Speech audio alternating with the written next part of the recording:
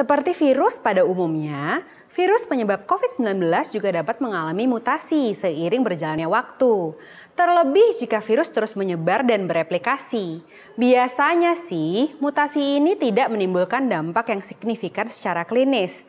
Tapi ya, ada juga beberapa mutasi yang bisa menghasilkan varian yang justru lebih berisiko. Apa aja sih varian of interest COVID-19 yang perlu dokter ketahui?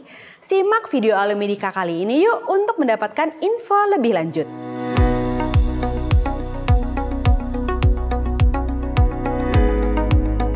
Halo dokter, saya Dr. Renata dari Alomedica.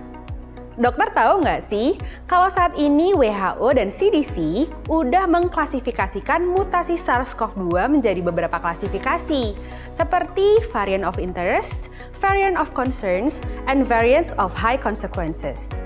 Nah, pada kesempatan kali ini kita akan bahas variants of interest dan variants of concern dulu ya. Sebelum kita omongin soal variant of interest, kayaknya lebih enak kalau kita udah paham dulu nih tentang variants of concern. So, variants of concerns adalah mutasi SARS-CoV-2 yang sudah terbukti dapat mengganggu proses diagnosis, terapi, dan vaksinasi COVID-19.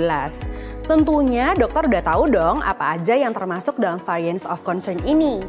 Yup, you are right! Variants of concern yang sudah dilaporkan adalah varian beta, gamma, dan delta. Nah, sekarang yang jadi pertanyaannya, apa sih yang membedakan variants of concern dengan variant of interest? Well, variants of interest adalah varian dengan mutasi genetik yang diperkirakan bisa meningkatkan transmisi, virulensi, dan resistensi terhadap vaksin. Nah, bedakan sama variants of concern, nanti kita akan bahas lebih jelasnya bareng-bareng ya.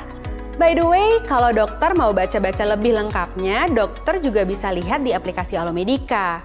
Nggak cuma ada artikel tentang topik kali ini aja, di Alomedica tuh ada ribuan informasi kedokteran yang bisa diakses dengan mudah melalui artikel, webinar, hingga workshop. Lewat Alomedica, dokter juga bisa dapetin e-sertifikat ber-SKPID yang bisa di-download kapan aja setelah mengikuti program yang ada di menu SKP online Alomedica.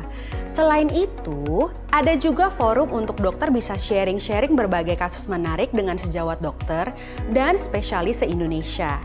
So, langsung aja download aplikasi Alomedica di Google Play dan App Store.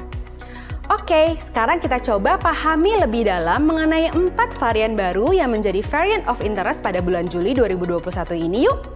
Pertama, ada varian Eta. Varian Eta awalnya ditemukan di bulan Desember 2020. Varian ini dikategorikan sebagai variant of interest karena memiliki cukup banyak mutasi yang dipercaya bisa meningkatkan transmisi, virulensi, serta vaksin escape. Sejak April 2021, varian Eta dilaporkan berada di 48 negara dengan kasus terbanyak di Amerika Serikat, Inggris, Jerman, dan Nigeria. Kedua, ada varian Iota. Varian yang pertama kali diidentifikasi di New York pada bulan November 2020 ini memiliki resistensi parsial atau total terhadap terapi antibodi monoklonal. Selain itu, yang bikin ribet juga adalah varian ini tuh nggak begitu rentan terhadap netralisasi oleh plasma convalescence ataupun vaksin. Sebelum saya lanjut masuk ke varian ketiga, saya mau ngingetin dulu buat sejawat sekalian yang lagi nonton nih buat subscribe ke channel YouTube-nya Alomedica. Tinggal klik tombol subscribe dan jangan lupa aktifkan juga lambang lonceng notifikasinya biar sejawat bisa tahu kapan aja Alomedica update informasi kedokteran terbaru. Alright, kalau udah kita lanjut ya. Ketiga, ada varian Kappa. Varian ini pertama kali dideteksi pada gelombang kedua COVID-19 di India pada bulan Desember 2020.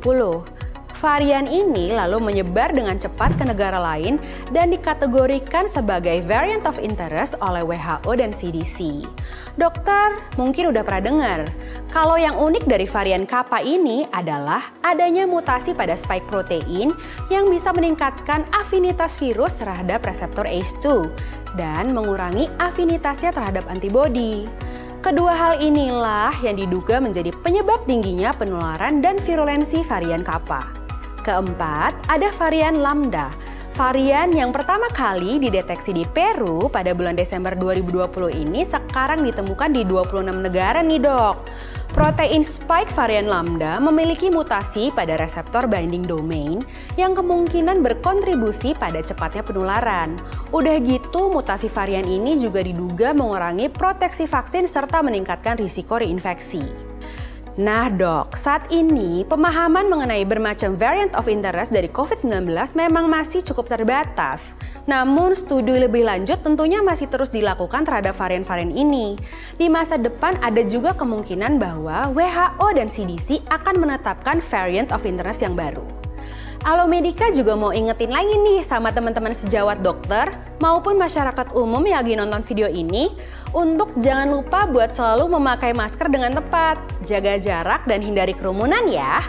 Yuk jangan bosen-bosen yuk, semangat menjalani dan mengingatkan siapapun di sekitar kita untuk disiplin menjalani prokes dan vaksinasi biar varian-varian ini juga nggak terus bertambah. Dan mudah-mudahan pandeminya bisa cepat kelar. Oke deh, sekian dulu pembahasan dari Alomedica kali ini ya. Jangan lupa untuk like, share, komen, dan subscribe di channel Alomedica.